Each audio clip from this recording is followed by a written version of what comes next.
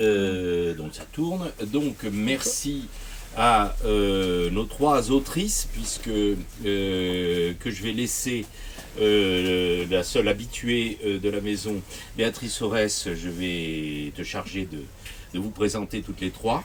Et ça va me permettre de vous passer tout de suite la parole et de sauter des présentations superflues. Bien, Michel Sibony, Sonia Feyman et Béatrice Aurès, on est toutes les trois militantes à l'UJFP et je passe la parole à l'Union juive française pour la paix. Je passe la parole à Michel. Bonsoir déjà et merci beaucoup d'être venu nous voir, nous écouter. Je vais vous parler un peu de la genèse de cet ouvrage, qu'est-ce qui l'a motivé. Et je dirais que d'autant plus aujourd'hui où on a tous le cœur très lourd du moment guerrier, tragique qui est en train de se produire.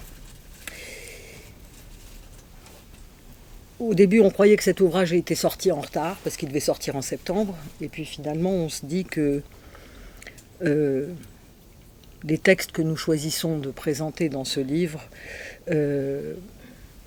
sont d'autant plus intéressants parce que ce sont des textes de juifs antisionistes qui, dès le début, annonçaient beaucoup de choses qui se sont produites dans l'histoire du sionisme et qui, pour beaucoup, ont cherché comment sortir des drames annoncés et ont cherché des solutions viables de coexistence entre les deux peuples qui vivent entre la mer et le Jourdain. Ce qui nous a motivés, c'était un contexte politique français, mais pas seulement français.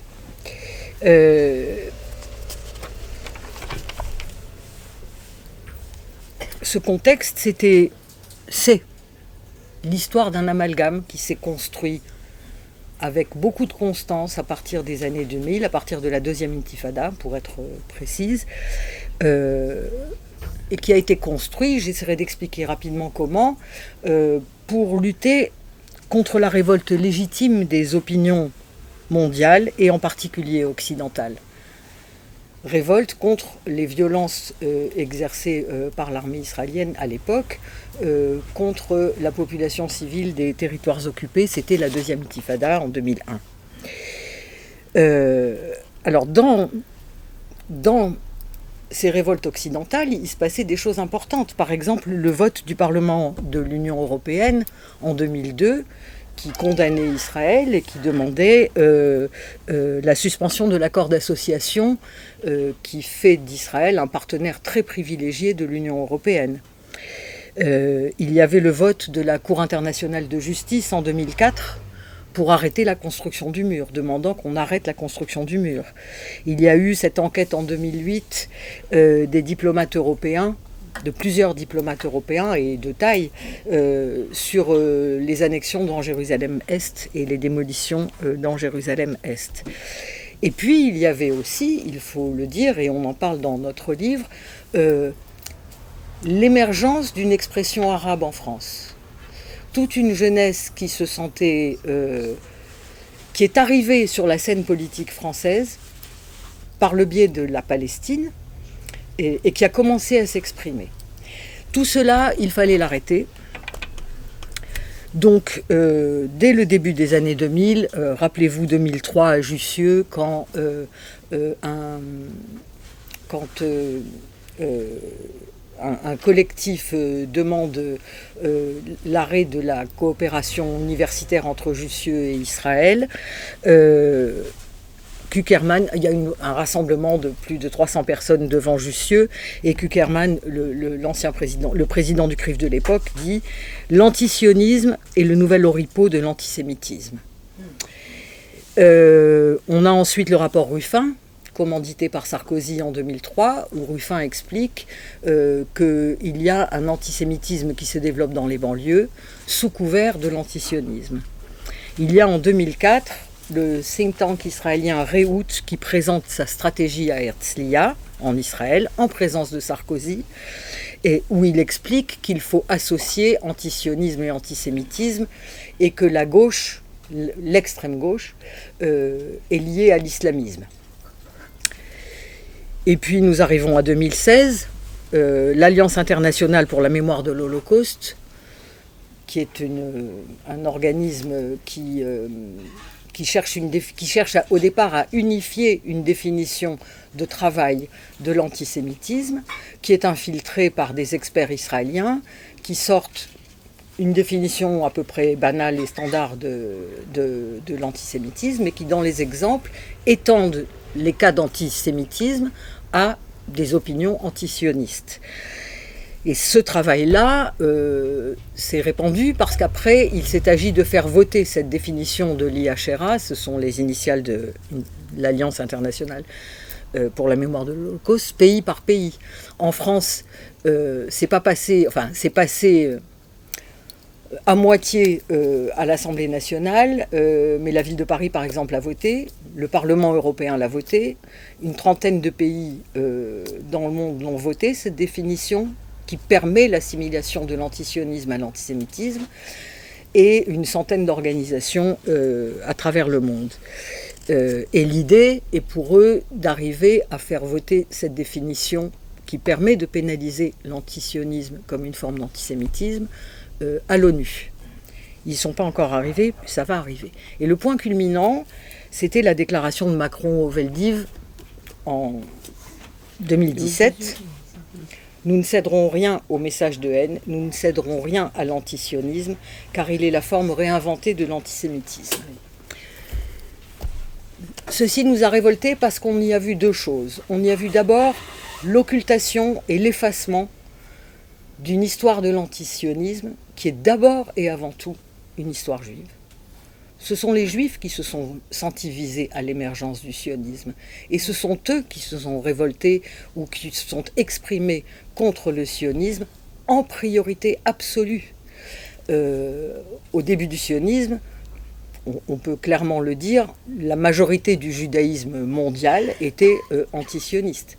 On ne peut plus le dire avec la Deuxième Guerre mondiale. Mais jusqu'à la Deuxième Guerre mondiale, on peut dire que l'essentiel du monde juif était religieux d'abord, que ce monde-là s'est violemment opposé au sionisme, qu'il y avait aussi un monde dans lequel les juifs étaient des internationalistes et cherchaient par l'intégration dans un monde plus juste, dans un monde meilleur, dans la révolution internationale, à résoudre le problème de l'antisémitisme. Il y avait toute une bourgeoisie libérale, américaine, anglaise, occidentale, essentiellement, qui refusait violemment la remise en question de leur citoyenneté. Montaigu, évidemment, le premier lors de la déclaration Balfour en 1917, mais ensuite, par exemple, le grand rabbinat américain, la plus grande organisation rabbinique du rabbinat réformé américaine, qui dit « Mais attendez, vous êtes en train de nous jeter dehors, nous sommes des citoyens américains, et vous nous faites courir le risque de perdre des années de travail pour nous imposer comme des citoyens de notre pays ». Il y avait enfin des démocrates ou des humanistes qui voyaient le danger arriver, qui disaient « Mais la terre sur laquelle vous voulez installer le sionisme et un État juif est une terre occupée par un peuple qui y vit depuis des siècles. Et ce peuple-là, il va entrer en guerre contre nous on va au-devant d'affrontements raciaux dangereux. Tout ça, c'est ce qui nous a fait penser que, alors que dans le monde anglo-saxon existent des compilations de ces textes d'antisionistes juifs, il n'y en avait pas en France. Et nous nous sommes dit que c'était peut-être le moment de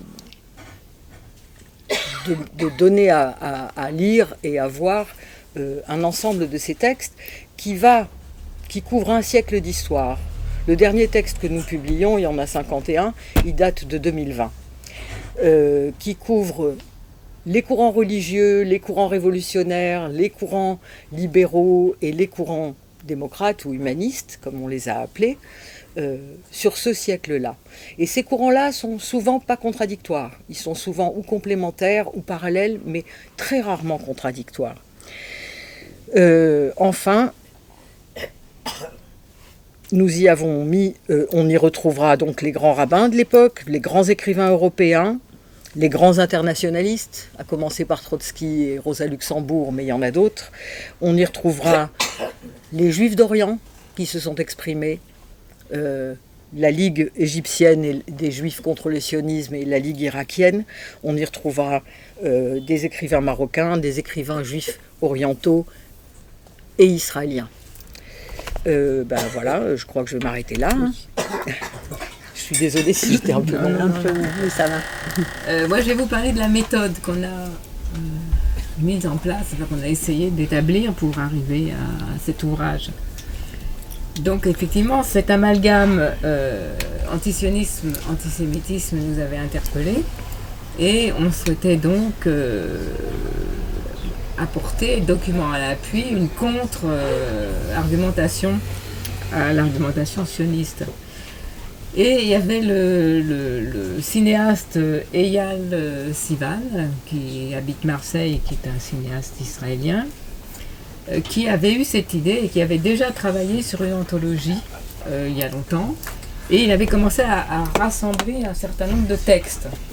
Et quand on lui a dit qu'on voulait faire quelque chose de cet ordre-là en français, il nous a donné tous les documents qu'il avait réunis, qu'il les a mis à notre disposition et qui aussi nous a proposé son aide, puisqu'il a participé à des collections, notamment à la Fabrique, donc il avait une expérience de l'édition.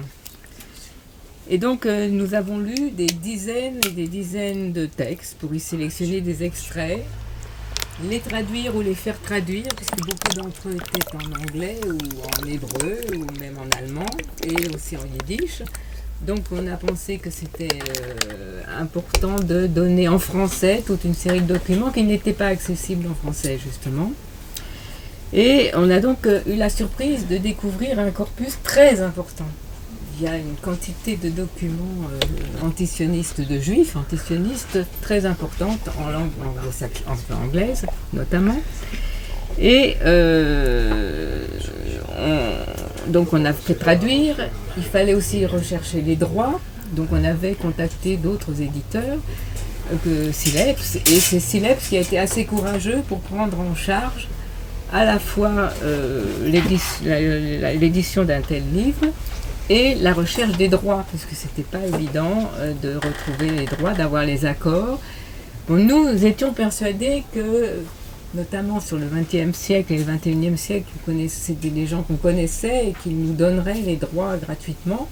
Mais d'autres éditeurs qu'on avait contactés avant n'en étaient pas persuadés. Sileps a été vraiment très courageux et je pense qu'il ne le regrette pas, j'espère. Un autre point de notre méthodologie, entre plusieurs textes qui parlaient du même sujet, on a essayé de choisir le mieux disant, celui qui expliquait le plus clairement la position, une position particulière. Nous avons aussi recherché des textes en arabe. Donc on a aussi fait traduire 2 textes en arabe, de l'arabe vers le français. Et c'est Gadi Al-Ghazi qui vit à Tel Aviv qui nous a aidés à les trouver, puisque c'était très difficile de retrouver des textes en arabe. Donc dans notre introduction, nous avons posé ce contexte et expliqué, un petit peu comme tu l'as dit, la nécessité de faire un tel livre. Et donc nous avons d'abord fait une première tentative d'organiser ces textes. Il fallait trouver une méthode d'organisation de ces textes qui ne soit pas ennuyeuse. On avait fait un premier essai chronologique et c'était vraiment ennuyeux. On partait donc les premiers textes c'est 1885, donc la fin du 19e et jusqu'à donc 2020. Et donc on s'est dit que ça n'allait pas, il fallait qu'on trouve une manière plus dynamique, plus agréable à lire aussi, de présenter les textes.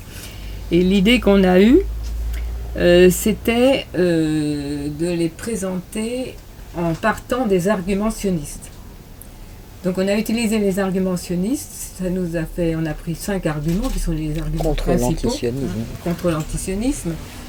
Et donc on a fait nos chapitres, on les a construits en fonction de des arguments sionistes à l'encontre de l'antisionisme. Donc nous espérons que c'est donc beaucoup plus agréable à lire. Et alors donc on a cette introduction générale, on a fait des introductions par chapitre. Et comme il y avait beaucoup de textes et qu'on pouvait pas en mettre, on pouvait en mettre qu'une dizaine par chapitre pour que ce soit pas un trop gros livre. Dans les petites introductions qu'on a faites à chaque chapitre, on a aussi cité des citations d'autres auteurs antisionistes juifs, mais dont on ne pouvait pas mettre un extrait long. Donc ça nous a permis d'augmenter la palette d'auteurs et d'autrices sélectionnés dans le livre pour montrer justement le foisonnement dans ce domaine. Donc on a 5 arguments, 5 chapitres. Alors, une objection qu'on pourra nous faire, pourquoi vous avez mis tel document dans tel chapitre? Parce qu'il y a eu des documents qui pouvaient être dans plusieurs chapitres. Donc il fallait faire un choix là aussi, qui pourra être critiqué par les lecteurs. Mais bon, c'était pas, on ne pouvait pas mettre le même texte dans plusieurs chapitres, évidemment. Donc en plus des textes mêmes, nous avons dans une annexe mis les chartes de 3 associations antisionistes contemporaines. Jewish Voice for Peace, donc une association américaine, IJAN, qui est une association internationale des juifs antisionistes, et l'Union juive française pour la paix, à laquelle nous appartenons. Nous avons mis en plus un texte de 1930, mais le Brit Shalom a été constitué en 1925, qui montre qu'à l'époque déjà, des personnages importants tels que Gershom Scholem, Buber, se posaient la question de la relation qui pensaient devoir être nécessaire entre les Juifs qui s'installaient là-bas et les Palestiniens, qui étaient indigènes dans le pays. Mais malheureusement, ils n'ont pas été écoutés. Donc on va passer, on s'est dit qu'on allait vous donner un aperçu de chaque chapitre et vous faire des petites lectures. Donc je passe la parole à Michel qui va nous parler du premier chapitre. Alors le premier chapitre, je reprends le sommaire, il s'appelle Sionisme et judaïsme. Le sionisme au départ, le premier congrès sioniste, c'est 1897. Le sionisme au départ est promu et dirigé par des élites juives européennes qui sont en général laïques et athées. Et d'ailleurs, à cette époque, ils ne cherchent pas du tout, ils n'ont pas la vision obligatoire que c'est en Palestine que ça doit se passer. Ils cherchent en Ouganda, il y a eu plusieurs propositions. Ce n'est qu'en 1901, au 5e congrès sioniste, que vu les réticences du monde juif religieux, ils décident d'ancrer dans l'Ancien Testament et dans la Bible l'idée du sionisme, d'une certaine manière pour gagner ce monde qui lui était opposé. Et donc le sionisme va se présenter comme l'aboutissement naturel du judaïsme. C'est-à-dire, il dit, l'histoire juive a été interrompue avec l'exil, il fait de 2000 ans de diaspora une parenthèse dans l'histoire, dans laquelle les Juifs sont sortis de l'histoire, et il propose une solution de réintégration de l'histoire pour les Juifs par la création d'un État juif. Il se présente donc comme une continuité de l'histoire juive, et comme l'aboutissement naturel de l'histoire juive, alors qu'en fait, il est vécu par le judaïsme mondial, au moment où il émerge, comme une rupture dans le judaïsme. Et alors évidemment, dans ce contexte-là, pour le sionisme, puisque pour le sionisme, sionisme égale judaïsme, être antisioniste, c'est être anti-juif. Et ne pas le soutenir quand on est juif, c'est trahir le judaïsme même. Ça, c'est à cet argument-là que répondent les textes que nous avons choisis. Alors je les reprends très très rapidement, juste pour vous indiquer qu'on y retrouve évidemment la plateforme de Pittsburgh, c'est-à-dire l'union du rabbinat réformé américain, largement majoritaire jusqu'en 1942, si je ne me trompe pas, aux États-Unis, et antisioniste, grand rabbinat américain réformé. On y retrouve évidemment un des grands rabbins leaders du mouvement Lubavitch, qui depuis est un mouvement qui soutient la colonisation de la Palestine, mais à l'époque qui était antisioniste. C'est Shalom Dover Schneerson, 1903. On y retrouve un des grands leaders du mouvement Neturei Karta, mouvement religieux ultra-orthodoxe, aussi violemment et jusqu'à aujourd'hui antisioniste. On y retrouve aussi des contemporains.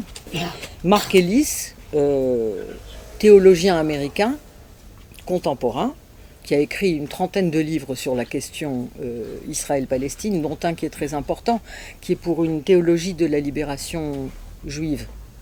Pour une théologie juive de la libération. Excusez-moi. On y retrouve Yaakov Rapkin, théologien juif canadien, si je ne me trompe pas, tout à fait d'actualité et qui écrit beaucoup de livres. On y retrouve Amnon Raz Krakotskin, spécialiste d'histoire juive, enseignant d'histoire juive à l'université de Beersheva, qui est israélien, et qui lui parle d'ailleurs en particulier de cette notion d'exil qui est si problématique et l'élucide à mon avis. Je vais juste vous lire un tout petit passage de Mark Ellis, qui me semble intéressant. Attendez, dès que je l'aurai retrouvé. Voilà. Alors, ce passage, il est extrait d'un article « Le soulèvement palestinien et l'avenir du peuple juif ». C'est un article qu'il a publié au moment de la première intifada, dans la violence de la première intifada. Il n'est pas exagéré de dire que l'intifada interroge l'avenir du judaïsme avec force et obstination. La tragédie de l'Holocauste est bien documentée et gravée dans notre conscience de manière indélébile. Nous savons qui nous étions, mais savons-nous qui nous sommes devenus ? La théologie juive contemporaine nous aide à affronter notre souffrance. Elle a peu à dire sur un aujourd'hui où nous sommes en situation de force. Cette théologie tendue entre Holocauste et émancipation met en mots éloquents les victimes de Treblinka et Auschwitz, mais ignore Sabra et Shatila. Elle paye tribut au soulèvement du ghetto de Varsovie, mais n'accorde aucune place à l'intifada de ceux qu'a ghettoisé le pouvoir israélien. Des théologiens juifs sont attachés à ce que la torture et le meurtre d'enfants juifs soient rappelés et pleurés dans le rituel de la spiritualité juive. Il reste à prendre en compte la possibilité que des juifs aient à leur tour torturé et tué des enfants palestiniens. La théorie de l'Holocauste relate grandeurs et souffrances de l'histoire du peuple juif, mais elle manque à admettre l'histoire contemporaine du peuple palestinien comme partie intégrante de la nôtre. Cette théologie rend compte de qui nous étions, mais elle ne nous aide aucunement à comprendre qui nous sommes devenus. Je vous laisserai découvrir la suite de cet article que je trouve personnellement très, très beau. Je vais vous parler du chapitre 2, donc qui concerne le sionisme et la question nationale. Vaste question. Alors les sionistes, je dirais, enfin c'est pas que moi, certains des auteurs aussi le disent, ont remplacé le judaïsme par une nouvelle foi, la foi du nationalisme. Et ils justifient également le nationalisme et l'État-nation par la Bible. Donc les arguments sont utilisés à la fois pour le judaïsme et à la fois pour le nationalisme. Et ils considèrent qu'avoir un État-nation, c'est revenir dans l'histoire, puisqu'ils considèrent qu'ils annulent toute la diaspora et l'exil, tout ce qui a été fait dans cette période. Ils considèrent que c'est eux qui permettent aux Juifs de revenir dans l'histoire. Donc dire que le nationalisme, et ils disent aussi que le nationalisme juif est justifié par le besoin d'avoir un endroit au monde où ils se sentent en sécurité. Je ne veux pas faire de commentaires là-dessus. Et ils mettent en avant, donc dans le cadre de cette foi, c'est l'adoration du drapeau et l'adoration de tout ce qui est militaire. Donc la question nationale et sa pertinence est abordée différemment selon les auteurs qu'on a choisis, selon l'engagement qu'ils ont. Par exemple, les orthodoxes antisionistes refusent carrément justement ce remplacement du judaïsme par le nationalisme en disant que ça c'est impossible, c'est contraire à leur éthique et leur... Les religieux libéraux, donc le Conseil américain pour le judaïsme, qui a été un très grand mouvement en Amérique, écrivait encore en 1943, c'est-à-dire pendant la guerre, et où il savait qu'il se passait des choses terribles en Europe. Il disait que un État juif, était contraire aux principes démocratiques, de liberté, de justice et d'humanité. 43 En 1943. Oui. Ils ont été encore assez forts jusqu'aux années 50, mais bon, jusqu'au milieu des années 50. Mais après, ils ont un peu rendu les armes. Le Bund aussi. Alors les Juifs assimilés d'abord ne veulent pas être exclus du pays où ils vivent. C'est un petit peu ce qu'on disait tout à l'heure. Donc vous avez Montagu, Kahn, qui illustrent ce chapitre. Je reviendrai. Le Bund, en Europe de l'Est, insiste sur la lutte des classes et la lutte pour les conditions de vie où on habite. Donc avec les autres éléments de la population avec laquelle ils vivent. En Palestine, vous avez des personnes qui sont antisionistes à l'époque, donc on est dans les années 20. Vous avez par exemple Léopold Weiss, qui s'est converti à l'islam et qui s'est appelé après Mohammad Assad, qui écrit un très beau journal de voyage dont on a mis un extrait et où il se pose la question du rapprochement de qu'est-ce qui arrive aux Palestiniens. Enfin bon, on ne va pas spoiler les textes, donc on ne va pas vous en dire trop. Donc en Palestine, vous avez également un rabbin, le rabbin Yosef Chaim Sonnenfeld, qui est le pilier de la résistance orthodoxe antisioniste en Palestine, et un docteur, le docteur Yaakov Israël de Han, qui vont voir le roi de Jordanie pour essayer de voir avec lui comment justement les deux communautés, palestinienne arabe et palestinienne juive, puisque c'est la Palestine à l'époque, on est en 1924, pourraient vivre ensemble en paix. Et il faut savoir que De Haan a été assassiné par la Haganah, c'est-à-dire ce qui est devenu la milice, qui est devenu le Tzahal, l'armée israélienne. Vous avez également dans cette partie qui questionne le nationalisme sioniste, les progressistes. Je prends un terme générique pour que ce soit plus facile à présenter, mais bon, bien sûr. Vous avez Deutscher, Isaac Deutscher, qui s'oppose à une société, qui oppose une société internationale qu'il appelle de ses voeux à l'État-nation qu'il considère en déclin. Vous avez Hannah Arendt qui fait une critique du sionisme qui dit que les sionistes sont à la solde des impérialistes, notamment l'Empire britannique, et elle dit que ça va amener à une catastrophe, que l'approche qu'ils ont va entraîner une catastrophe entre Palestiniens arabes et Palestiniens juifs. Vous avez aussi dans ce chapitre sur le nationalisme une Ella Shohat, donc maintenant on se rapproche, on revient vers notre contemporanéité. Vous avez Ella Shohat qui est une Mizrahi et qui a beaucoup travaillé sur la relation complexe des Juifs orientaux en Israël qui fait partie aussi de ce problème de nationalisme.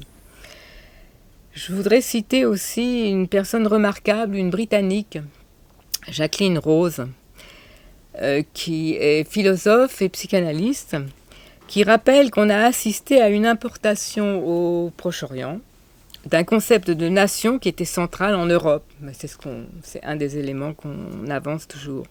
Et elle analyse d'une manière assez extraordinaire les positions de Kohn et de Arendt. Je vais vous lire un bout de texte de Kohn tout à l'heure, sur le nationalisme. Et elle parle de cette foi nationale dont je vous ai parlé, et elle dit qu'une foi de ce type est nécessairement belliqueuse et expansionniste, du fait de sa vulnérabilité et de sa violence. Et donc, une telle foi permet tout et excuse tout. Je pense que c'est aussi quelque chose qui nous interpelle aujourd'hui. Il y a beaucoup comme ça de résonance dans ces textes avec ce que nous vivons actuellement. Je voulais vous citer juste une phrase de Jacqueline Rose, rapidement, avant de...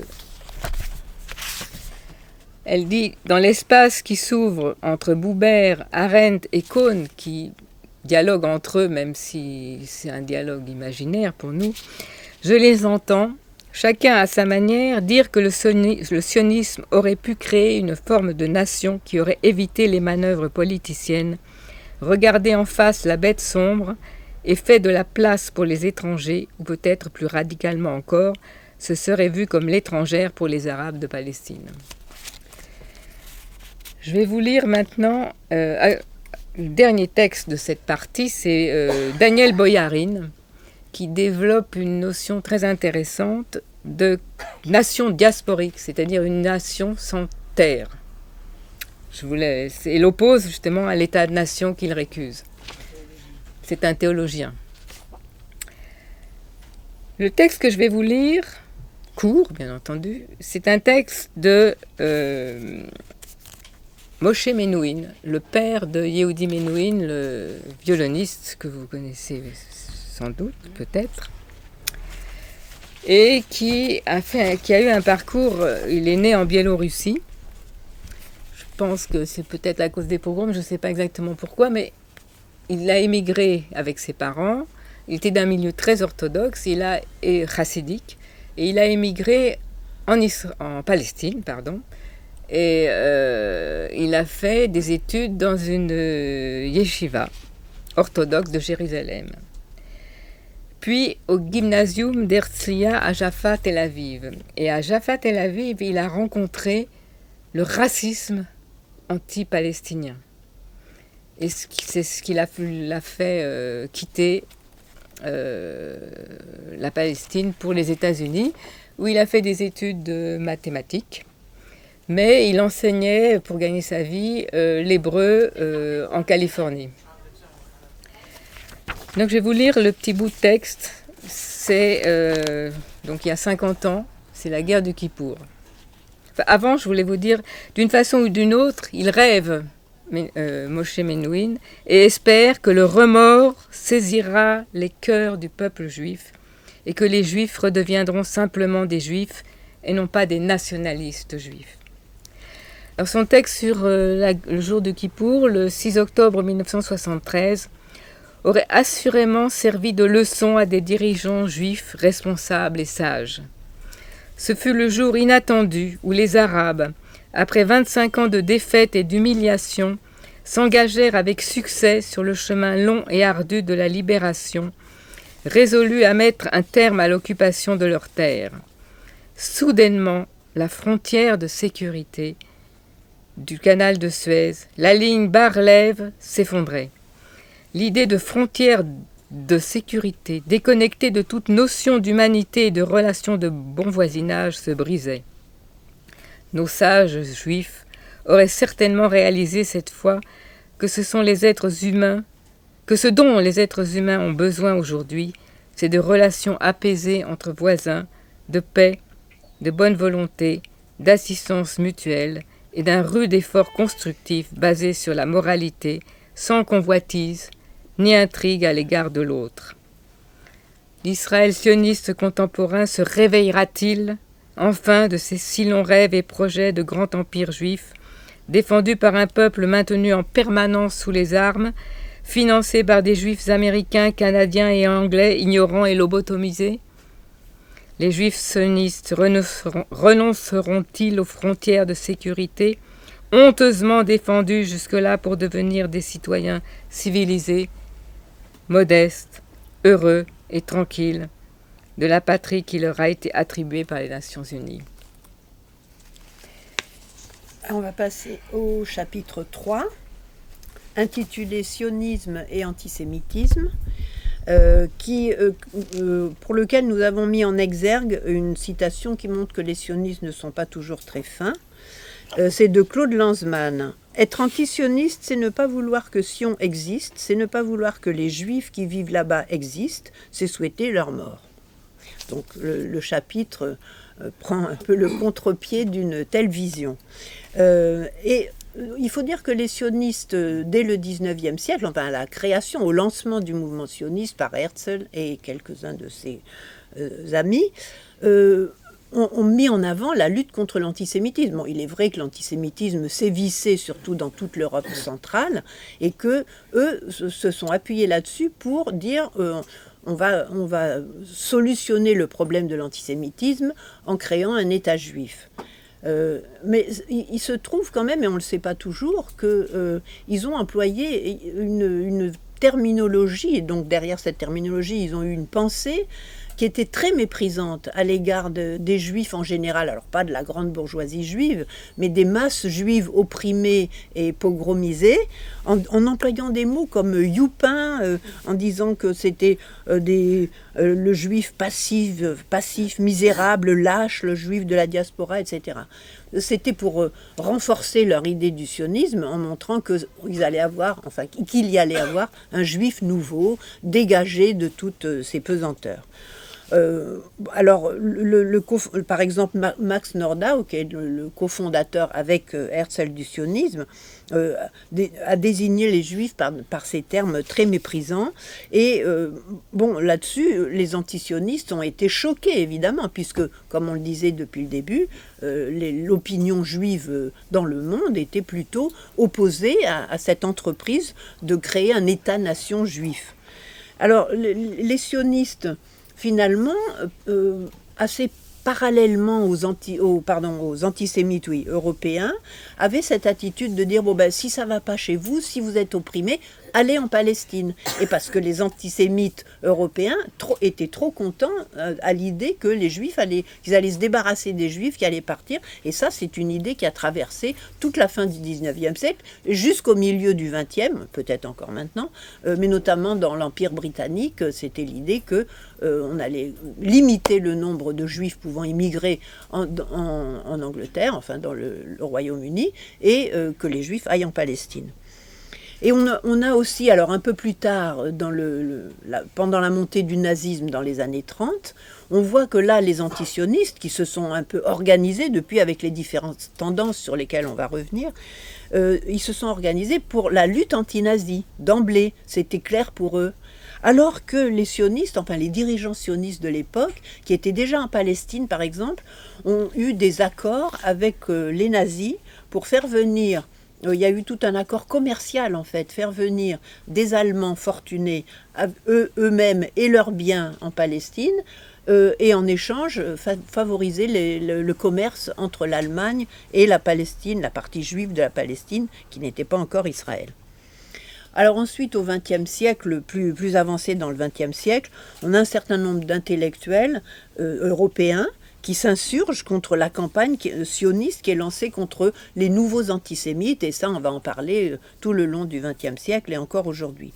On a par exemple Richard Falk, qui est un juriste éminent, qui a été le représentant, l'envoyé spécial de l'ONU dans les territoires occupés pendant un certain temps, poste actuellement occupé par Francesca Albanese, et il y en a eu plusieurs qui se sont succédés, et lui il a fait des ouvrages juridiques très, très importants, notamment un qui a été précurseur par rapport aux déclarations des ONG de ces dernières années sur le fait qu'Israël est un État d'apartheid. Lui-même a analysé, avec une autre juriste dont j'oublie le nom à l'instant, Virginia Tilley, oui. Tilley. Ils ont analysé de façon scientifique, juridique, par rapport à la définition de ce que c'est que l'apartheid, et ils ont démontré dans un livre abondant que Israël, et on ne peut pas, c'est pas un jugement de valeur, mais que la façon dont Israël s'est développé, dont son régime existe, correspond à l'apartheid.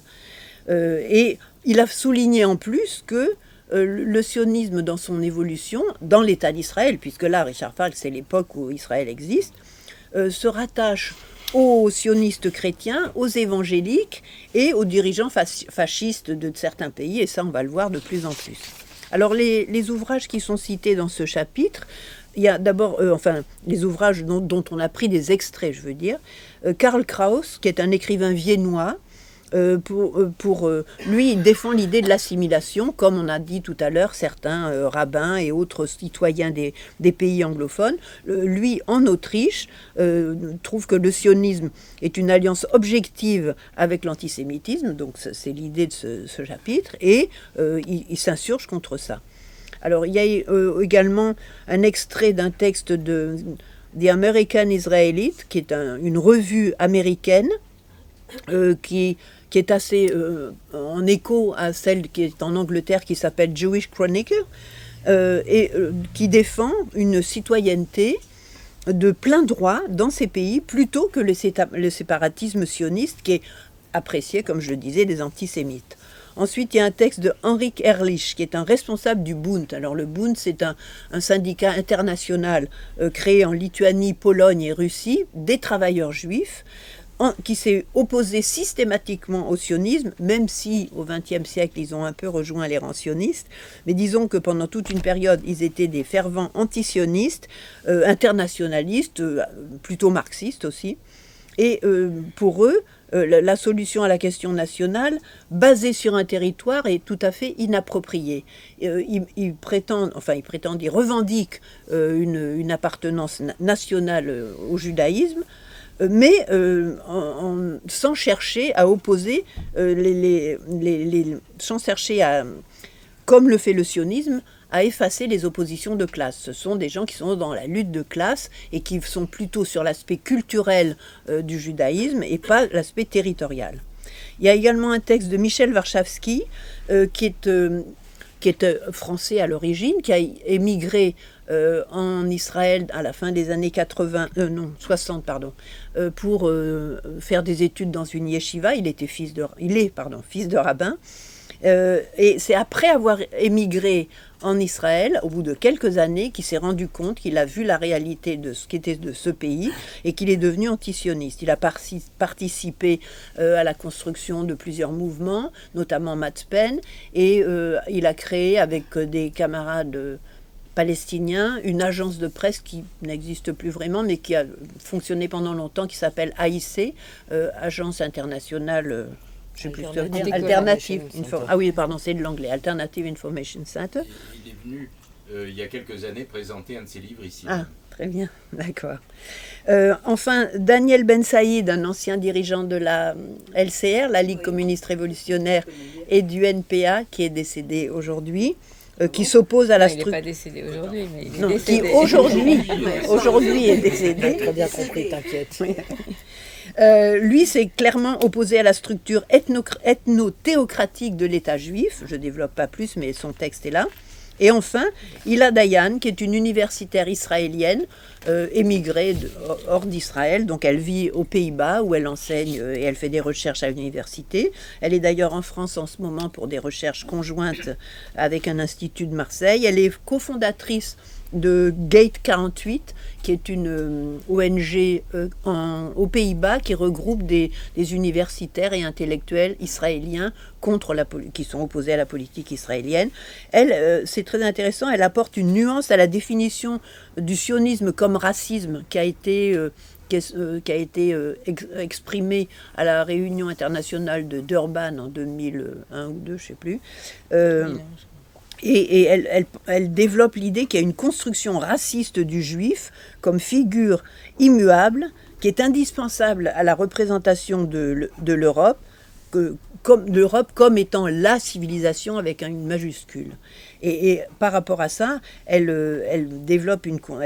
préconise le fait, enfin, elle argumente que cette conception de l'omniprésence de l'Europe est partagée par le sionisme et qu'elle s'impose.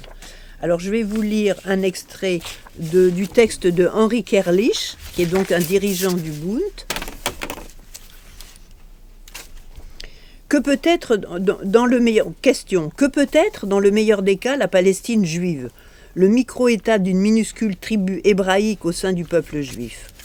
Lorsque les sionistes s'adressent aux non-juifs, ils sont de fervents démocrates et représentent les relations sociales de la Palestine, actuelles et futures, comme un parangon de liberté et de progrès.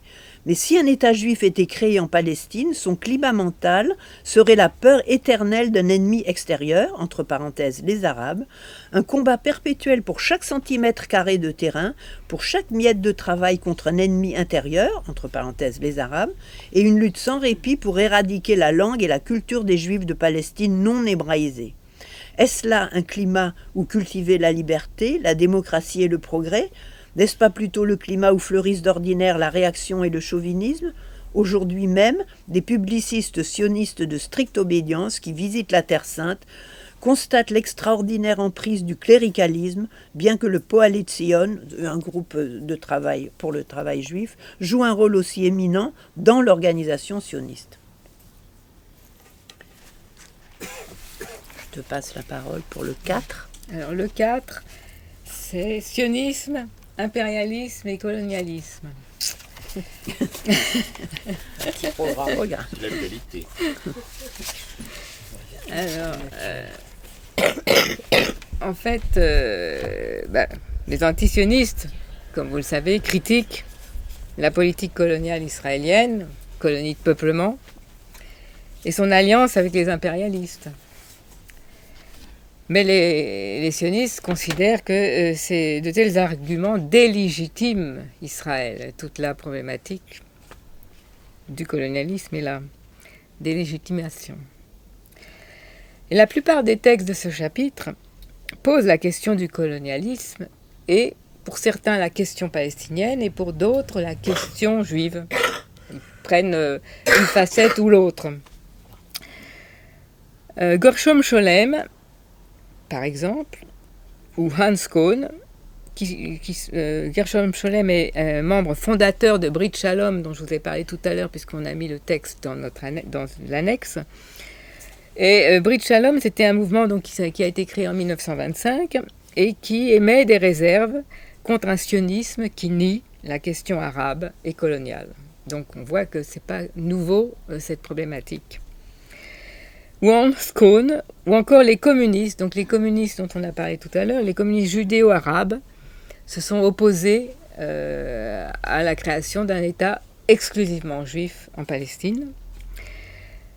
Donc, effectivement, l'Irak, les Irakiens, les Égyptiens et Abraham Serfati au Maroc. Vous avez aussi en France des intellectuels qui se sont opposés, enfin des intellectuels juifs antisionistes, puisque c'est notre domaine, il n'y a que ça, qui se sont opposés en France. Je citerai, parce qu'ils sont dans ce chapitre, Maxime Rodinson ou Rachfus, qui, vous trouvez, ce sont des très beaux textes. Alors, vous avez donc les internationalistes qui, eux, considèrent que la question juive, là, puisqu'ils se placent de ce côté-là, ne peut pas être résolue dans le cadre du système capitaliste. Donc, vous avez un texte de Trotsky ou un texte de Abraham Léon, qui est très bon. que je vous laisserai lire. Qui est présenté ici, même également, non Ah ouais. par Abraham Léon, Non, évidemment, non. mais par son éditeur. Oui, quand il a été réédité.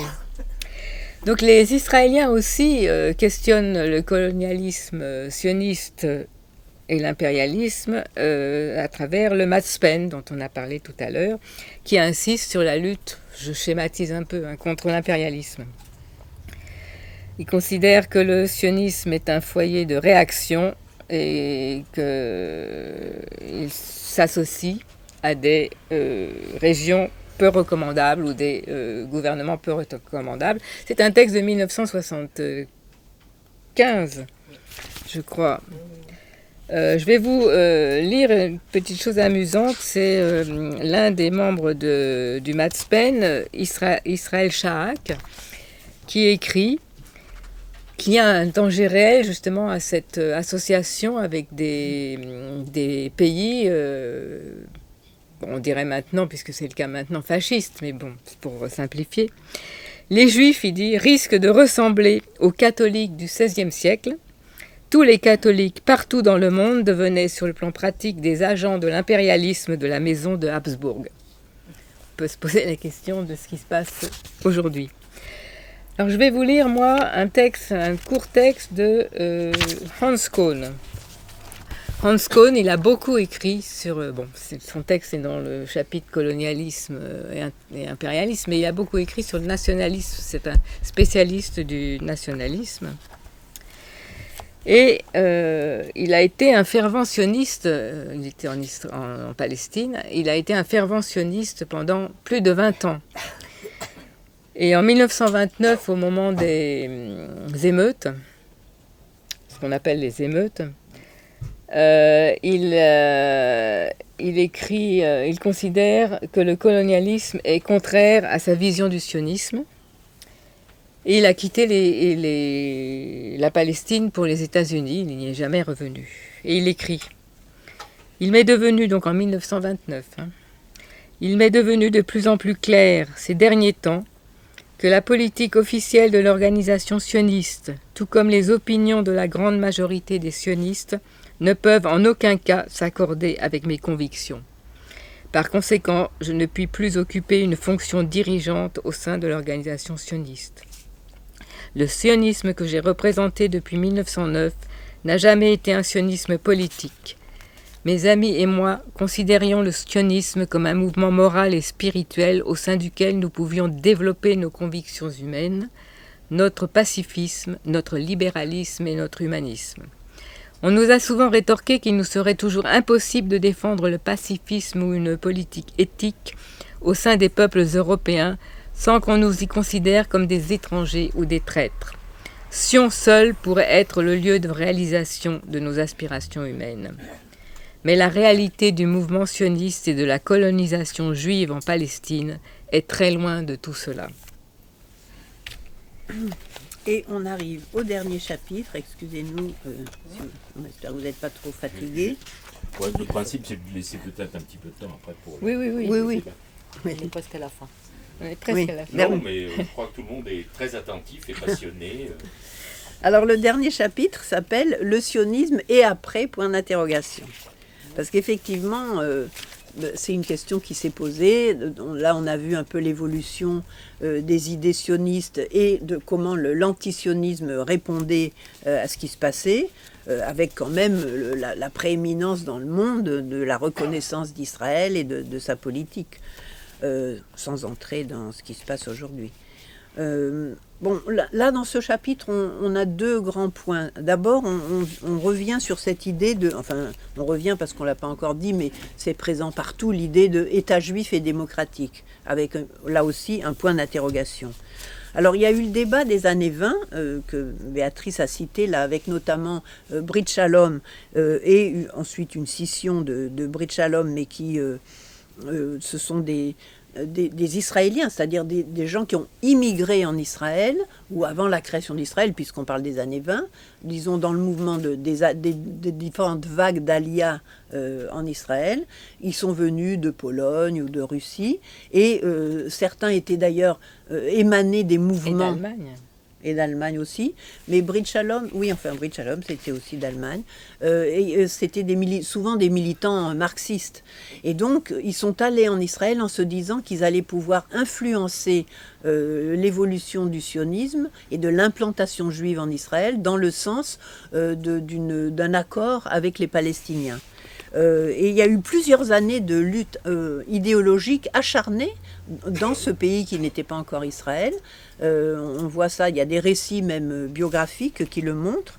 Alors avec certains prônaient une solution binationale, qu'on a vu tout au long se définir. Le Hashomer Hatzair, qui était un mouvement de jeunesse sioniste de gauche, entre guillemets, et Brit Shalom ont finalement été éclipsés par le sionisme pur et dur, et à ce moment-là est né l'état de partition. L'idée de partition, sur laquelle je vais revenir. Mais je mentionne ici ce qu'on a dans ce chapitre, un texte de Martin Buber, qui est donc un idéologue de Brit Shalom, qui a développé ces idées s'opposant au sionisme classique, on peut dire. Et alors l'idée de partition qui apparaît dans les années 30 et se développe ensuite, aboutit au vote à l'ONU en 1947, le 29 novembre 1947, de la partition, la partition très inégalitaire qui propose de donner 58% du territoire à la population juive, qui est à ce moment-là de 600 000 personnes, soit 30% de la population totale entre le Jourdain et la Méditerranée, et 42% aux Palestiniens, qui sont 70% de la population, avec à peu près 1,3 million d'habitants. Donc, les Palestiniens refusent. C'est injuste, c'est inégal, ils refusent, et se déclenche à ce moment-là la guerre de 48, avant même le déclenchement de la guerre, la Nakba commence. La Nakba, c'est-à-dire la catastrophe de l'émigration forcée, la suppression les villages sont rasés, les habitants sont chassés et vont se réfugier dans des camps qui sont, pour les uns, toujours sur le territoire existant entre le Jourdain et la Méditerranée, et pour d'autres au Liban, par exemple, ou en Syrie. Et à partir de là, c'est la guerre de 48 qui aboutit à la création de l'État d'Israël en mai 1948. Sachant que donc il y a eu à peu près 750 000 personnes qui ont été chassées de là où elles habitaient en Palestine et qui sont ces réfugiés, mais il y a à peu près 150 000 personnes qui sont restées sur le territoire qui est devenu Israël et qui constituent à ce moment-là 22%, et à peu près pareil toujours, 22% de la population du nouvel État. Ils sont soumis à un régime militaire de 1948 à 1966, et c'est à partir de 67, avec la guerre de 67, qu'ils sont dans des territoires occupés, donc avec le régime soi-disant civil, mais qui est quand même en réalité militaire, qui gouverne les territoires occupés, c'est-à-dire la Cisjordanie et Gaza, jusqu'à ce que Gaza soit évacuée, et qu'ensuite, depuis 17 ans, elle soit sous blocus. Sonia, juste une chose, le gouvernorat militaire, il est imposé aux Palestiniens qui sont restés sur le territoire de 48. Ah oui, pardon, je me suis trompée en disant oui. Non, en Israël. Oui, c'est ça. C'est ceux qui sont restés, oui, pardon, voilà. Je me suis trompée. C'est-à-dire les Palestiniens de Galilée et de ce qu'on appelle le triangle, la zone où sont restés des Palestiniens qui n'ont pas réussi à être chassés, je ne sais pas comment il faut le dire, comment il faut le formuler. Eux restent sous gouvernorat militaire jusqu'en 66. Jusqu'en 67, voilà. 66. Après, pour les autres, évidemment, c'est gouvernorat militaire. Oui. Alors, non, mais c'est très bien de préciser parce que je faisais une erreur. On a à ce moment-là le développement aussi de mouvements d'opposition antisionistes en Israël même. Donc, Matzpen, qui a déjà été cité plusieurs fois. Et alors, on voit les différentes positions qui se sont exprimées à ce moment-là.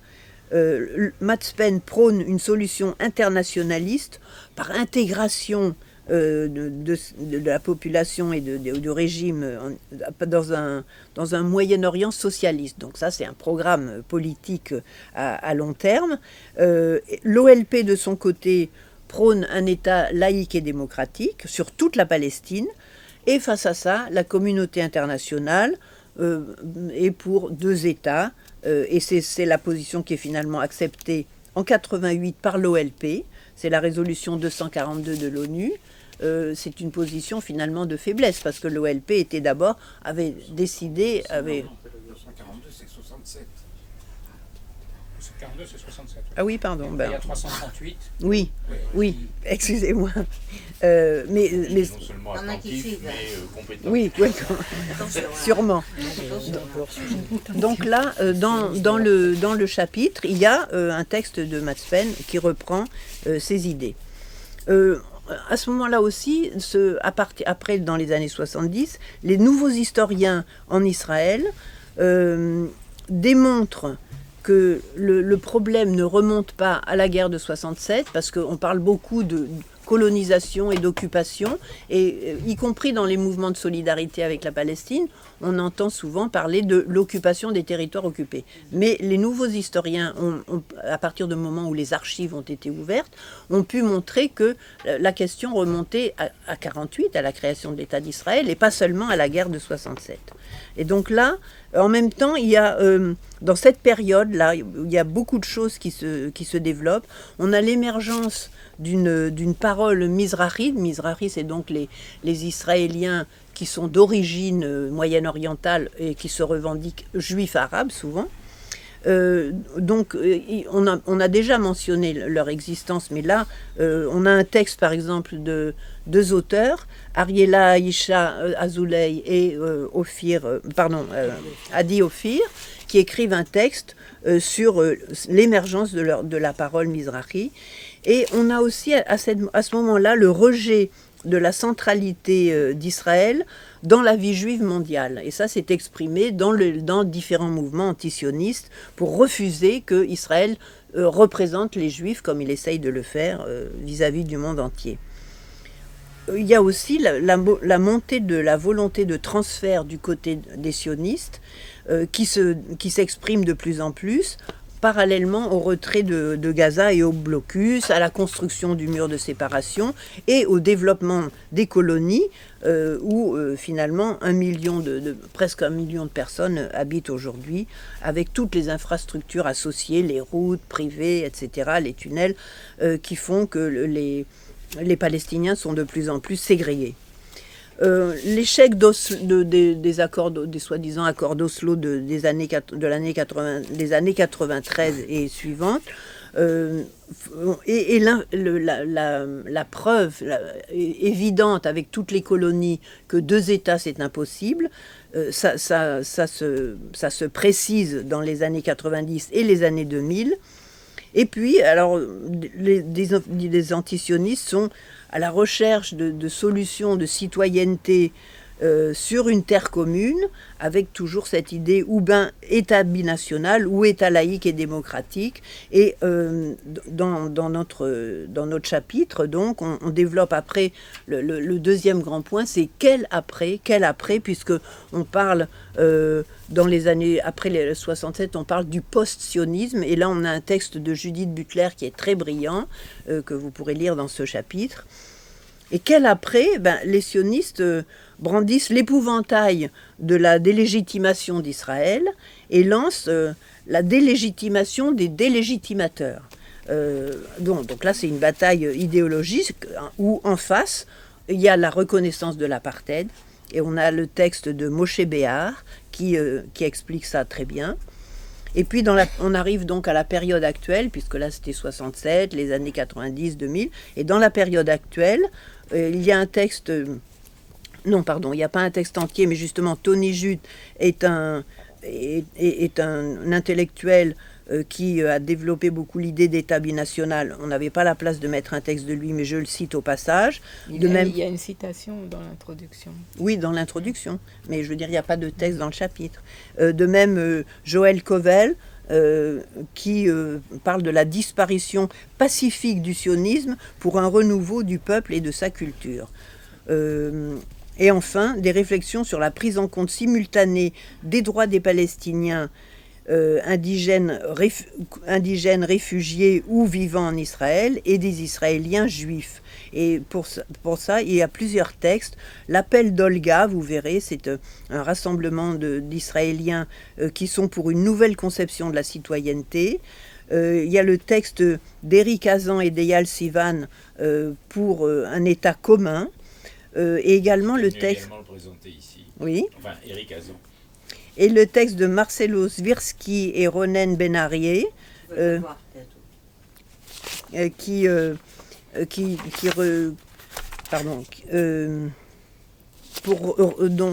développe l'idée de renoncer au sionisme et se mettre sous la direction des colonisés, au terme d'un exposé très riche qu'ils font dans leurs textes, dont je ne m'étends pas plus.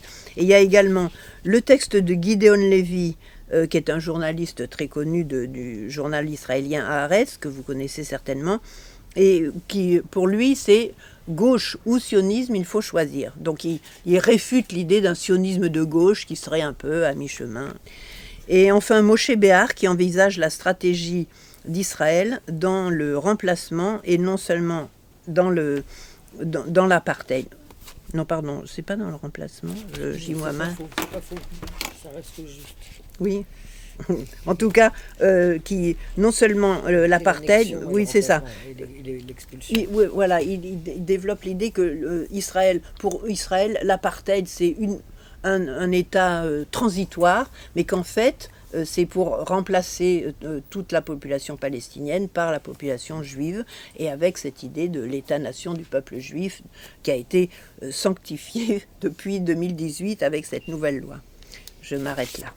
Je me demande s'ils ne sont pas trop fatigués. Vous n'êtes pas trop fatigué, on peut continuer. Il y a 3 petites lectures. Ah oui. Non, pardon, et j'ai pas lu excusez-moi, j'ai pas lu le petit extrait de ce chapitre qui est de Ilan Halevi.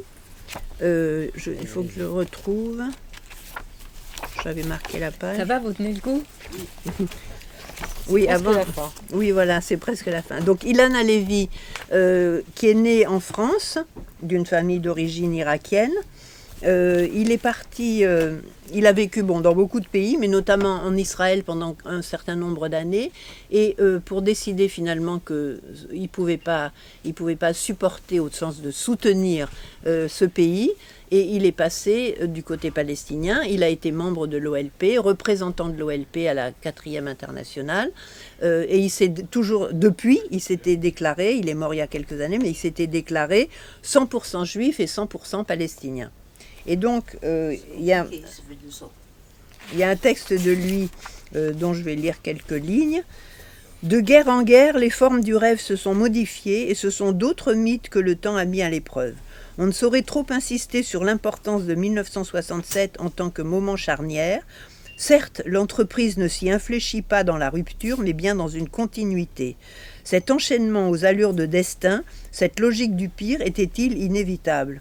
La guerre de 67 et la transformation d'Israël en puissance occupante selon un schéma colonial classique, si elle prolonge un siècle d'agression, n'en bouleverse pas moins les rapports sociaux et idéologiques au sein de la société israélienne. Du jour au lendemain, ce qui était marginal, enfoui, voire refoulé, devient la norme. Begin, que Ben Gurion n'avait pas hésité dans les années 1940 à traiter de fasciste, devenait le légitime partenaire des socialistes dans le gouvernement d'union nationale, tandis que ceux qui avaient, de 1948 à 1967, dans un isolement qui n'était qu'apparent, poursuivi leurs rêves guerriers et impériaux, devenaient les lucides précurseurs, les dépositaires de la vision. Je vais vous lire, puis on va le faire chronologiquement, un petit texte de Butler. Vas-y, moi je suis 2018. Hein. Je sais pas, oui, moi je suis avant. Alors vas-y. Attends, c'est page 304.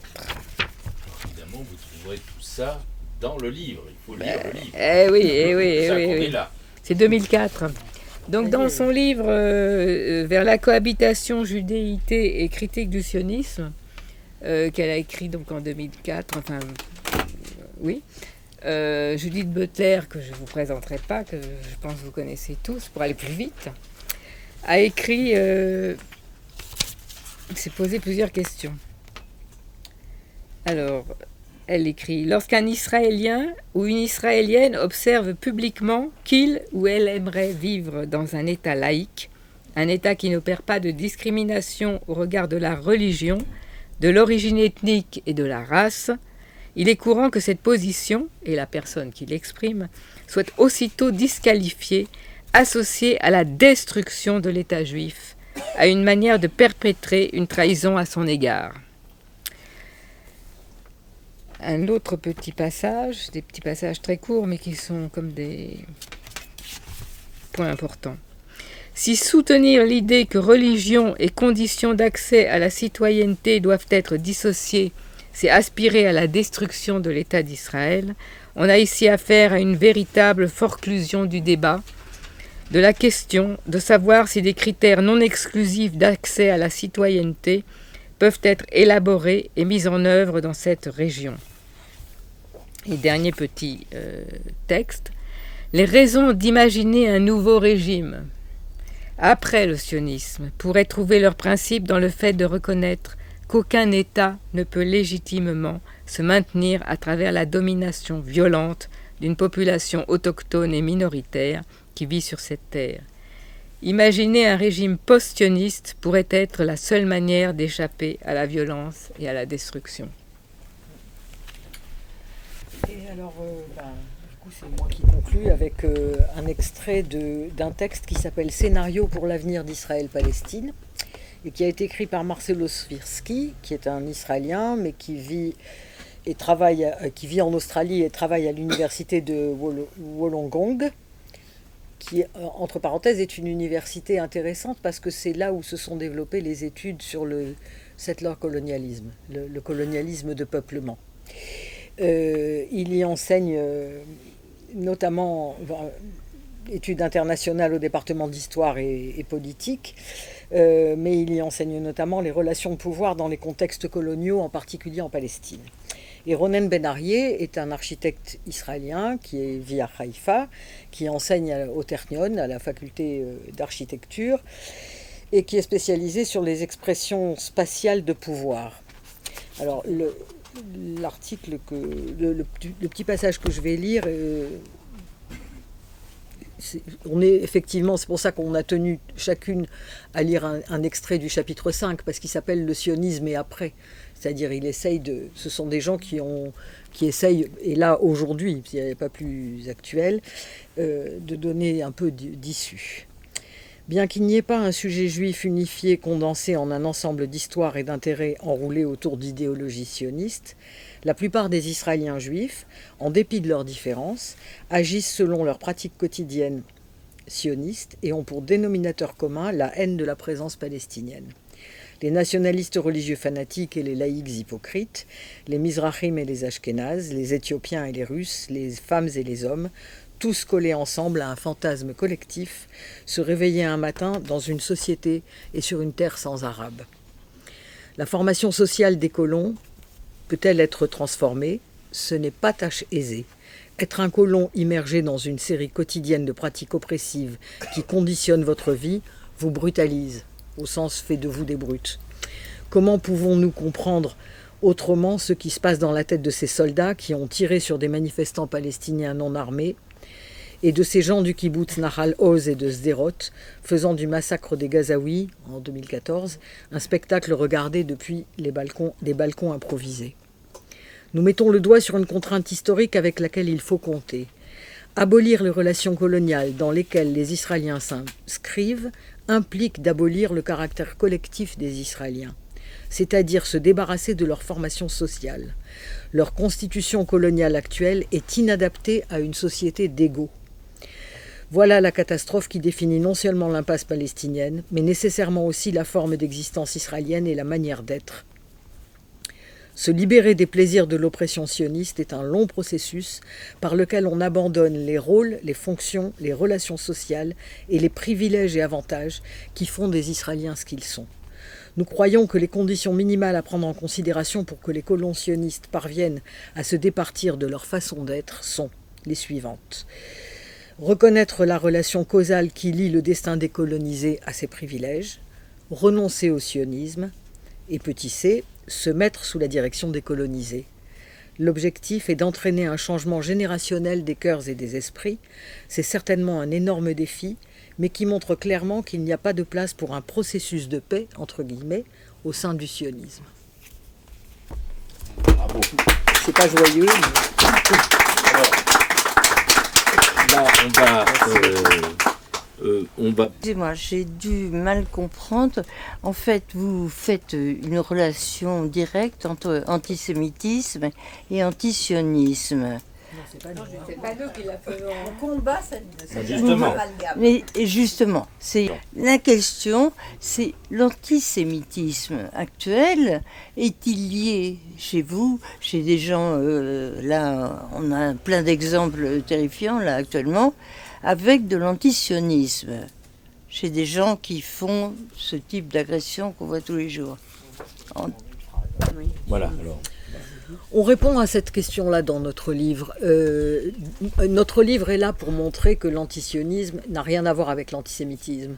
C'est un point de vue critique sur Israël et sur le sionisme qui a été exprimé d'abord et avant tout par des juifs jusqu'à aujourd'hui. Est-ce que ça veut dire qu'il n'y a pas d'antisémitisme dans le monde ? Non, ça ne veut pas dire ça. Est-ce que ça veut dire que certains antisionistes aujourd'hui, ou sous couvert d'antisionisme, au fond, il peut y avoir chez des gens antisémites effectivement l'utilisation. Voilà, ça peut être le fauné. On en a vu. En faire une règle générale, est scandaleux. Et scandaleux, et c'est même, ça a été le moteur de ce travail-là, de montrer que c'était faux. Et j'ajouterais qu'il y a un dénommé Myers, qui est dans notre bibliographie, je crois, a écrit un article pour montrer comment on pouvait identifier un antisioniste antisémite d'un antisioniste qui a une réflexion politique. Voilà. Et il disait que, si je me souviens, c'était un peu long son article, mais un des points, c'était que l'antisioniste antisémite, il est focalisé sur le juif, il ne parle de rien d'autre. Alors que l'antisioniste politique, il a une vision large de ce dont il parle. Bon, c'est un peu court, mais disons que c'est un des éléments qu'on peut aussi... Alors, autre question. Comment vous pouvez expliquer que beaucoup de juifs antisionistes, on leur impute la haine de soi ? C'est un peu ce qui apparaît dans plusieurs textes qui montrent que cet essentialisme juif du sionisme rejette tout ce qui critique, alors maintenant tout ce qui critique Israël, mais qui a critiqué le développement du sionisme en mettant à part les gens qui sont antisionistes. Donc c'est la citation que j'ai lue. Si on n'aime pas Sion, si on n'aime pas le sionisme, on va à la mort. On n'est pas juif, on n'est pas reconnu comme juif, donc c'est la haine de soi. Et c'est aussi ce que j'ai essayé de dire au début, tout premier chapitre. Oui. Si le sionisme, c'est le judaïsme et c'est l'aboutissement du judaïsme, alors si vous êtes antisioniste, vous êtes anti-juif. Et si vous êtes juif, de surcroît, vous êtes dans la haine de soi. Vous détestez vous-même. Puisque pour être juif aujourd'hui, dans la conception sioniste, il faut être sioniste. Il n'y a pas d'alternative. Donc c'est un débat fort clos, c'est ce qu'au dit aussi l'un des auteurs. Donc on ne peut pas débattre à partir du moment où on vous impose ce type d'argument. Donc c'est dans l'essence, voilà. Plutôt que l'existence. Alors, autre question. J'aimerais bien savoir exactement la notion de l'antisionisme, pas anti-judaïsme, antisionisme d'aujourd'hui. Par rapport à Israël, est-ce la critique de la politique israélienne ou est-ce la recherche de deux États sur ce territoire? Qu'est-ce que vous cherchez? Je peux essayer. Dans la vision sioniste, être antisioniste, ça veut dire jeter les juifs à la mer. C'est d'ailleurs une citation de Ben Soussan. On l'entend très souvent, y compris ces derniers jours. Oui. Être antisioniste, c'est considérer que le sionisme, d'abord, n'a pas résolu la question juive. S'il a eu des velléités d'émancipation, a mis en place un régime sur le territoire entre la mer et le Jourdain, d'accord, qui est un régime d'oppression coloniale, qui détruit des vies humaines depuis 1948, qui n'a pas mis les Juifs en sécurité et qui ne peut pas avoir la prétention de représenter tous les Juifs du monde. Et en plus de les embrigader dans ce qu'il fait. Enfin, je ne sais pas si c'est un résumé correct, vous pouvez compléter, mais grosso modo, c'est ça. Et être antisioniste, le livre le montre à maintes reprises, les Juifs antisionistes, il y en a en Israël, il y en a dans la diaspora, ce sont des gens qui ne cherchent pas à jouer c'est nous ou eux. Ça, c'est le sionisme qui le fait. C'est nous ou eux. Les Juifs antisionistes, dans leur écrasante majorité, considèrent qu'il y a deux collectifs qui vivent sur le même territoire et qu'ils doivent trouver une solution de coexistence. En général, la réponse, elle réside dans l'égalité. Soit que ce soit, c'est ce qu'a dit Sonia tout à l'heure, il y a en général deux grosses options. Soit c'est un État binational, c'est-à-dire un seul État mais qui respecte des droits nationaux de deux collectifs, soit un État laïque de tous ses citoyens, qui était la formule de l'OLP de l'époque, et qui est représenté aussi, voilà. Mais il y a en plus, je ne sais plus quel auteur c'est peut-être Marc Ellis, qui dit que Israël devrait être considéré comme une communauté parmi d'autres communautés juives. Juives de la diaspora, que c'est pas qu'elle n'est pas centrale et prioritaire sur les autres communautés. Monsieur, vous voulez poser une question là-bas? Je vous écoute attentivement, mais la toile de fond d'une société un peu meilleure globalement, est-ce que ce n'est pas avec le démarrage de la grande boucherie de 14? C'est-à-dire la toile de fond quand même est le départ de 14-18 quand même. C'est-à-dire constitution des empires et constitution de la revanche plus tard du dépeçage de l'empire austro-hongrois avec des populations qui se déplacent. Mon père était hongrois. Quand les soviétiques sont arrivés, en 1956, c'est 2000 ans au nom des travailleurs. On peut comprendre que l'idée de l'État-nation, c'est pouvoir contenir à chaque État, je résume globalement. Oui, quelle est la question? J'y arrive. Oui, mais voilà. Maintenant. Sans se presser et en prenant son temps, je vais dire comme Pierre Classe, quel que soit l'État est toujours contre la société. Il y a des sociétés. J'ai appris aussi qu'il y avait des balayeuses indonésiennes. Monsieur, excusez-moi, mais la question, parce qu'il y a plein de gens, il est tard, donc abrégeons. Vous êtes excusé, ma question a été dite. Bon. 14-18. Oui, 14-18, mais il y avait quand même, quand même dans la naissance du sionisme, avant la Première Guerre mondiale, c'était aussi dans la période des colonisations, du colonialisme et de l'impérialisme. Donc c'est pour ça qu'on dit qu'il y a un chapitre là-dessus. Il y a un chapitre là-dessus dans le livre. Alors, question là-bas. Est-ce que vous pensez que la crise actuelle peut contribuer à rendre la création de 12 États réalisable? Question précise. On ne peut pas, on peut rien dire. On peut rien dire et on ne veut pas trop parler de la situation actuelle, sinon on est là pour toute la nuit. Non, mais de toute façon, on ne peut rien prévoir pour le moment. C'est tellement...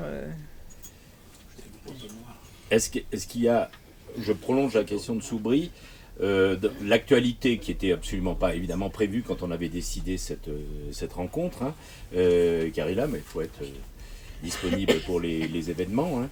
Donc, est-ce que on sent déjà, après les réactions habituelles dans les premiers jours, un très fort infléchissement des médias, l'idéologie dominante, en particulier en France, mais un peu partout dans le monde actuellement, qui va dans le sens d'une prise de conscience malgré tout de tous ces problèmes qui étaient vraiment mis sous le tapis depuis très très longtemps. Donc, est-ce que Dieu ça vous vous inspire? entende, hein, franchement, moi je le sens pas. Mais si, je peux vous dire, pas plus tard que ce matin encore, pour que, après les inepties qu'on a entendues l'autre jour sur France Culture, j'en ai fait une vidéo, Guillaume Erner, qui est pourtant pas un grand défenseur des valeurs que nous évoquons, a interviewé Elias Sambar, et ça vaut le coup d'entendre ce qu'il a été obligé d'entendre et d'admettre. Et sur le même média qui, il y a encore quelques jours, nous servait les inepties habituelles. Oui. Hein? Il y a une idée qui dit que ça va faire un électrochoc aux Israéliens et qu'ils vont peut-être se poser des questions. Mais c'est ouvert, on ne peut pas savoir aujourd'hui qu'est-ce qui va se passer. Non, mais voilà. il y a un retournement des médias. En tout cas, il y a un événement. Un événement majeur. Un événement majeur. Ah oui, sur le sang des Palestiniens. Monsieur. Oui, c'est ça. Attends, Oui. monsieur. Madame, au départ, vous avez esquissé une petite différence entre exil et diaspora. Je pense que le domaine n'est pas le même. Et la question que je voulais poser, parce qu'il faut poser une question, si j'ai bien Oui, compris, absolument. c'est, pensez-vous que le sionisme a tué la richesse des diasporas? Moi, j'ai pu constater ça à certains moments.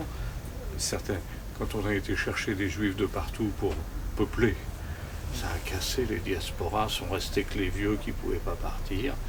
Mais en même temps, c'est un appauvrissement, peut-être pas religieux, mais culturel, justement, des diasporas juives. Et je voulais avoir votre idée là-dessus. Il y a Boyarin, un des textes où justement il travaille sur la diaspora, et pour lui la diaspora. Comment? Oui, mais... Et Zversky, ils sont plusieurs. Il y a plusieurs textes qui oui. abordent cet aspect de l'écrasement culturel aussi de la relation judéo-arabe en Palestine avant la création de l'État d'Israël. Oui, ça va dans le sens de ce que vous dites. Lisez le livre. Non, mais c'est pour ça qu'on l'a dit, ça a été dit. C'est un gros livre. Et on aurait pu faire 600 pages. Hein. Franchement, on a été obligé de sabrer. Il y aura une suite. Mais c'est un outil, à notre avis. C'est vraiment un outil parce qu'il est plein de choses qui répondent à votre question, par exemple, et à d'autres. Il y a un monsieur qui n'a pas pris la parole là-bas et qui... Et juste une seconde, c'est un outil, effectivement, ce sont des extraits. Après, vous pouvez approfondir en allant lire les textes, qui sont pour certains extraordinaires. Bon, presque tous d'ailleurs. Mais je veux dire, ça vous permet d'approcher les textes et d'approfondir ce travail. Alors, monsieur... Oui, vous nous avez dit en préambule qu'à l'époque de la création de l'idée sioniste, la majorité des juifs étaient anti-sionistes. Sous-entendu, enfin moi je l'ai entendu comme ça en tout cas, aujourd'hui ce n'est plus le cas. Aujourd'hui j'ai l'impression moi que la majorité des juifs sont sionistes et sont gagnés à des juifs en Israël. Des juifs en Israël et ailleurs. Oui, en général. Par contre j'ai pas la base de données sur laquelle m'appuyer pour prouver ça, mais est-ce que vous pouvez, par exemple en voyant la trajectoire idéologique d'organisation juive qui passe de l'antisionisme au sionisme, est-ce que vous avez une idée du niveau de... La guerre de 67 a été un tournant dans, on va dire diaspora pour faire vite. Elle a rallié des juifs, même en France, hein, je veux dire, c'était connu, il y avait des mouvements. Les EIF, les éclaireurs israélites de France, où j'en ai été, Béatrice, les trois. C'était un mouvement passionniste. On ne parlait jamais d'Israël, c'était un mouvement religieux, mais passionniste. On en parlait, mais c'était pas farouchement. C'était carrément, moi dans les groupes où je suis allée, ils le disaient clairement. Ils sont devenus sionistes après 67. Il y a eu un grand bouleversement en 67 dans les communautés juives qui les a fait basculer, notamment la française d'ailleurs. Maintenant, pour moduler par rapport à ce que vous demandez, il y a un sondage pas très vieux qui a été fait aux États-Unis où on considère qu'un quart, je crois, je ne me trompe pas, n'est-ce pas, un quart des juifs interrogés se déclarent... Ils ne se déclarent pas antisionistes, mais ils déclarent qu'ils sont contre la politique israélienne, qu'ils considèrent qu'elle les met en danger. Et on sait aujourd'hui que JVP, dont la plateforme est dans le livre d'ailleurs, Jewish Voice for Peace, est aujourd'hui, même si la presse française ne le cite pas et elle préfère citer J Street, est aujourd'hui de nature à concurrencer AIPAC. le gros lobby sioniste américain. Donc ça bouge aussi. Ça bouge aux Ça États-Unis plus qu'en France, Ah oui. qui est un pays en qui Israël a aussi, un ça passé bouge. colonialiste, Oui, pas beaucoup. qui fait Il y a qu'on des a des manifestations. difficultés à, Mais pas à pour porter ça. notre parole ici. Pas sur le sionisme. Il y a la dame, elle veut Ça remet en cause le sionisme. puisque c'est la Un instant. Alors, on a évoqué la question palestinienne, l'idée de droit palestinien, etc. Mais il y a quand même une question qui me semble fondamentale, surtout pour les temps du cours, problème du terrorisme. Même si on peut dire que même les Juifs au départ sont arrivés à leur but de l'État par des méthodes qui étaient parfois On terroristes. pourrait parler de l'assassinat de Folke Bernadotte, par exemple. Oui, par exemple. Mais aujourd'hui, c'est un fait aussi. Et donc, si on peut parler de deux États ou l'égalité des droits, etc. Ou peu importe. entendu prononcer ce mot-là, D'accord. mais il n'est pas dans le livre. Les D'accord. antisionistes Ou, sont pas pour deux États. enfin bref, il y a une réalité, l'Israël existe, il y a un État qui existe. Donc on cherche peut-être la solution quand même. Mais on ne peut pas évacuer la question du terrorisme là-dedans. Y compris le terrorisme d'État d'Israël. Oui, c'est ça. Le terrorisme en général. écoutez, le terrorisme, c'est une notion éminemment idéologique. Ça n'est pas une notion juridique. Le travail israélien, alors moi je parle de régime israélien, je parle pas d'État, mais si vous prenez par exemple l'Afrique du Sud, le fait d'avoir lutté contre l'apartheid en Afrique du Sud ne voulait ni dire qu'on allait jeter les Blancs à la mer, ni il y a un deuxième ni que j'ai oublié là, mais bon, c'est pas grave. Ni qu'on n'allait plus être là non plus. Enfin oui, c'est ça. Oui, ça Oui, non, ça c'est le même point. J'ai un deuxième point, mais je l'ai perdu. Ça va peut-être revenir. En tout cas, pour en revenir à la question du terrorisme, c'est un outil idéologique. On ne va pas rentrer là-dedans. Nous, ce qui nous intéresse, c'est qu'on a affaire à un régime colonial qui opprime une population colonisée qui est sous la botte. Et qui est sous la botte depuis avant 1948. D'accord ? Et qui est persécutée aujourd'hui. Alors qu'on vienne nous faire des injonctions de parler de terrorisme, moi personnellement, je n'en serai jamais. Il y a des crimes de guerre. Ça, c'est une définition juridique, qu'elle plaise ou qu'elle ne plaise pas, mais elle permet de juger et d'évaluer devant un tribunal.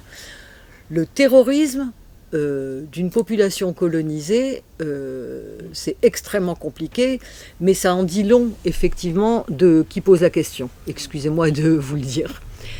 Ça veut dire qu'il y a un refus d'entendre qu'on est dans une situation coloniale et qu'on doit y répondre en accusant l'oppresseur, pas l'opprimé. Et l'oppresseur ne se dispense pas, madame, des persécutions quotidiennes et du terrorisme quotidien des colons dans les territoires occupés. On sait que depuis janvier 2023, il y a eu, alors on était à 250, plus 70 des 10 derniers jours, ça fait 300 ou 400 morts en Cisjordanie. Et là, bizarrement, personne ne parlait de terrorisme. Le mot n'était jamais prononcé. Personne d'ailleurs ne parlait de la Cisjordanie, tout le monde s'en foutait éperdument. Mais là, je sens qu'on est attiré sur un terrain qui n'est plus le terrain du livre, donc je vais me taire. C'est une injonction purement rhétorique et extrêmement idéologique, une injonction à dénoncer non pas le terrorisme en général, non, mais l'opprimé. Mais certains en particulier. Et de préférence point opprimé. final, il ne faut surtout pas parler d'autre chose, ni rien. Non, Donc c'est pour ça qu'on ne veut pas parler de la politique d'aujourd'hui, parce que... Et une injonction qui est supposée morale par-dessus le marché, qui n'a absolument rien à voir avec ni la politique, ni les réalités ou autre. C'est une pseudo-morale. Et c'est la plus répandue. Vous avez vu à quel point ça sème la perturbation, y compris dans les NUP, dans la presse. Tout le monde est sommé de dénoncer, non pas le terrorisme. C'est même pas. Non, mais ils disent pas justement. C'est ça qui est. Ils disent. Il faut que vous déclariez que le Hamas, ce sont des terroristes. Ce qui est, entre parenthèses, d'autant plus absurde que nombre de dirigeants du Hamas, j'ai entendu ça de la bouche de gens qui étaient très spécialisés là-dedans, se revendiquent explicitement, se disent oui, nous sommes terroristes, comme à la manière de Pasqua, souvenez-vous, qui expliquait qu'il fallait terroriser les terroristes. C'est à peu près ça.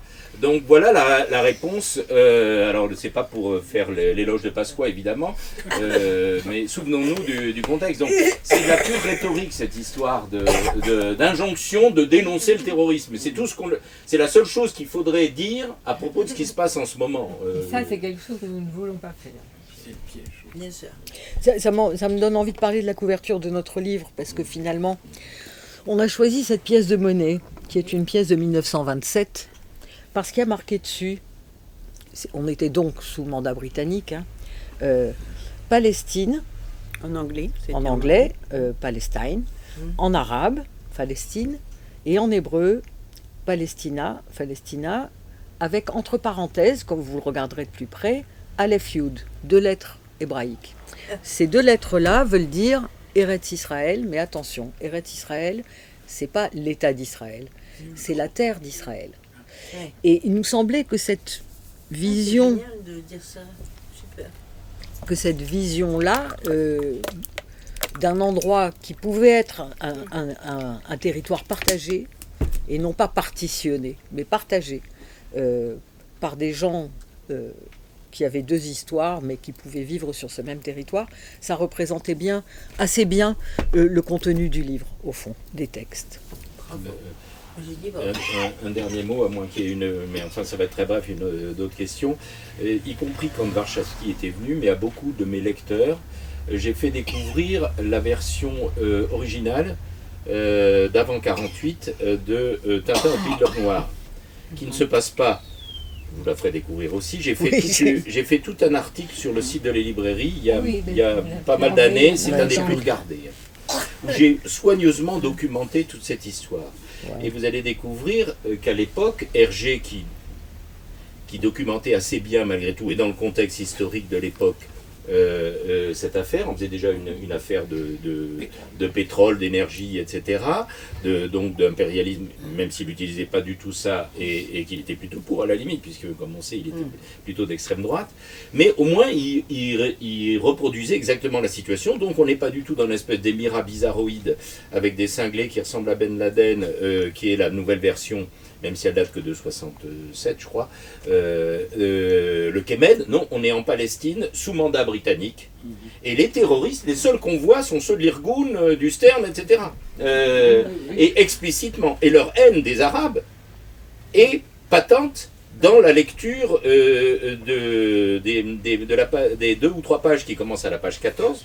Vous pourrez commander l'ouvrage, je l'ai régulièrement ici, c'est-à-dire l'ancienne version, parce qu'elle est toujours diffusée, aussi bizarre que ça puisse paraître, par Casterman. Et c'est assez frappant de voir les transformations qui sont faites. Mais le plus frappant, c'est ça, c'est que tout ce que vous êtes en train de dire, et qui sont des faits historiques, hein, tout simplement, objectifs, étaient racontés tels que, aux lecteurs du petit 20e et aux lecteurs de Tintin, avec des versions successives, y compris pendant l'occupation en France où les caviardages sont très instructifs, je les ai mis sur le site. Donc, tout ça pour dire que l'affaire du terrorisme, on a vite fait de la retourner contre les dénonciateurs et les Torquemada actuels, les donneurs de leçons de morale, qui nous servent cette injonction en longueur de journée. Il faudrait savoir qui sont les terroristes et qu'est-ce qu'on entend par là, et historiquement, qui étaient au départ les terroristes et ce qu'ils ont fait. Voilà. Là-dessus, je vous invite peut-être à une ultime conclusion, une toute dernière question. Juste une petite remarque, en lien malgré tout avec l'actualité. Vous avez dit que c'est à partir de 67 que le sionisme s'est vraiment répandu au sein de la communauté juive, je ne sais pas comment dire, internationale.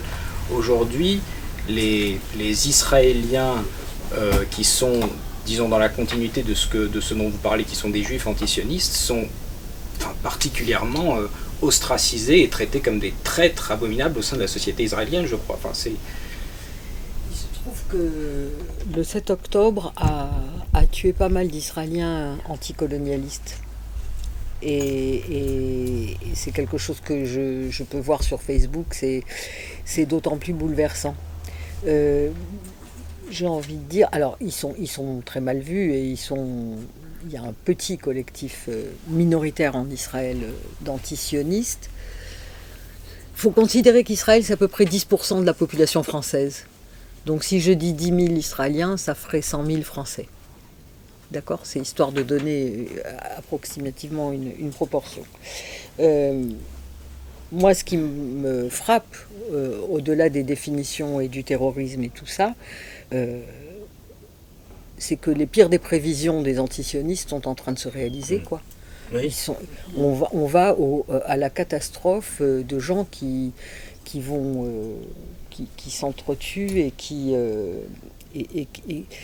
c'est une société qui, telle qu'elle est construite par le sionisme, il me semble, amène au suicide. Et au suicide collectif, quoi, de tout le monde. Donc moi, tout ce que je fais en ce moment, c'est prier pour que mes amis, aussi bien juifs que palestiniens, restent en vie et que sorte de tout ça quelque chose d'un peu humaniste. Et il se trouve que l'humanisme, nous, on l'a trouvé dans la lecture de ces textes-là, quoi, justement. Pas dans la lecture des thèses sionistes. Ça me paraît une excellente conclusion. On peut conclure là-dessus. Merci, mesdames, bravo. Merci de votre patience, on a été long. My wife's family, they live in Gaza. They have cousins and uncles there, and their house also was bombed. We haven't been able to communicate with them for the past 3 days. Communication are lost. So we don't know actually what is the how are they doing, but you know, we're used to that. I mean, it's just like it's very repetitive. We're used to that. We're used to them being bombed every time I'm moving from one place to the other. You know, it's just like those Palestinians. They're very dramatic. Israel killing us, but they never die. I mean, they always come back. You know, they're very difficult to kill. Very difficult people to kill. I know because I'm married to one. I tried many times, couldn't kill her. I mean, there's a dark humor there, and I understand why. Because no, it's not dark humor. I try to get to her every time, but she uses our kids as human shields. I can never take her out. Again, I understand the humor, but to be serious, Bassem, about this, tonight there is... I will be serious. The question is, what is a proportionate response? Because it has been different from one year to another. So if you look to this graph, for example, this is the death of Israeli and Palestinians, and it's changing from 1 year to year. It's like fluctuating like crypto. So my question is today, what is the going rate today for human lives? I mean, 2014 was a great year for Ben Shapiro. 88 Israelis were died, and there was 2,329 Palestinians killed on the other side. That is one Israeli for 27 Palestinians. That is a very good exchange rate. What I'm saying is, what is the exchange rate for today?